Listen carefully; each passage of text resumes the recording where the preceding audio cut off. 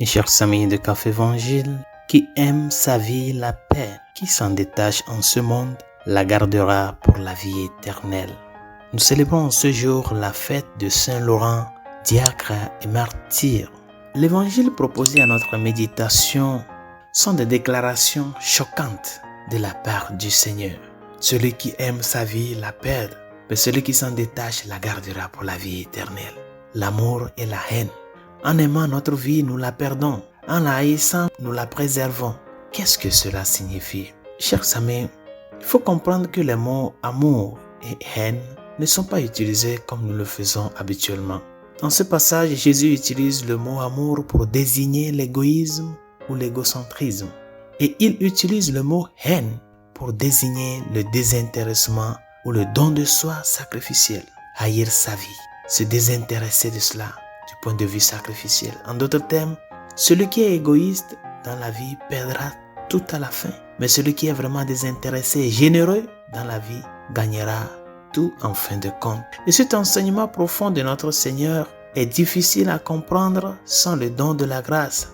Notre raison humaine seule peut avoir du mal à accepter l'idée qu'une vie désintéressée est bonne. Il est facile de conclure rationnellement qu'il est de l'impréférable de s'élever devant tout le monde. L'esprit rationnel pourrait conclure que le bonheur et la bonne vie se trouvent dans l'obtention de la richesse, du statut, du pouvoir et du respect de tous. Mais cette forme de vie égoïste est centrée sur soi, bien que tentante sur le plan purement humain, est en fait le chemin qui mène à la perte de tout ce qui est vraiment bon. Au contraire, ce n'est que lorsque nous permettons à la grâce de Dieu d'informer notre raison humaine que nous arrivons à la conclusion que le mieux est d'être désintéressé plutôt qu'égoïste. Et être désintéressé signifie que nos yeux sont toujours tournés vers le bien de l'autre. Cela signifie que nous ne restons pas assis et ne nous attardons pas sur nous-mêmes.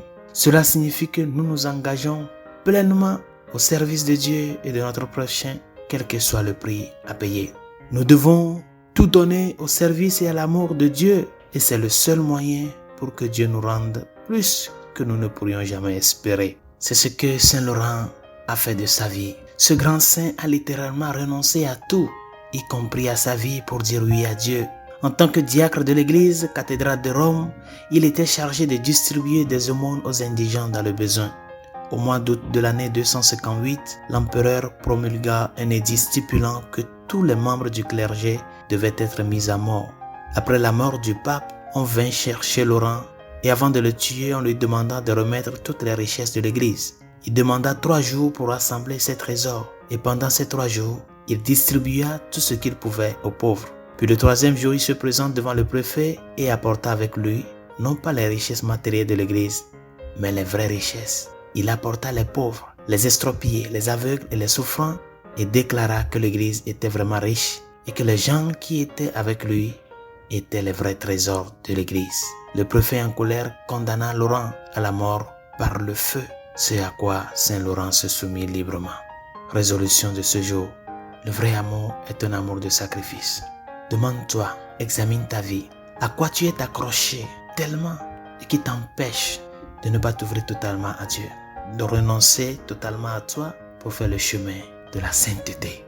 Demandons au Seigneur de nous aider. Examinons-nous et chacun saura qu'est-ce qui lui empêche. Et demande au Seigneur de t'aider à pouvoir faire cet effort-là, faire ce pas du renoncement pour pouvoir gagner la vie en abondance qui est la vie éternelle. Bonne journée. Dieu vous bénisse.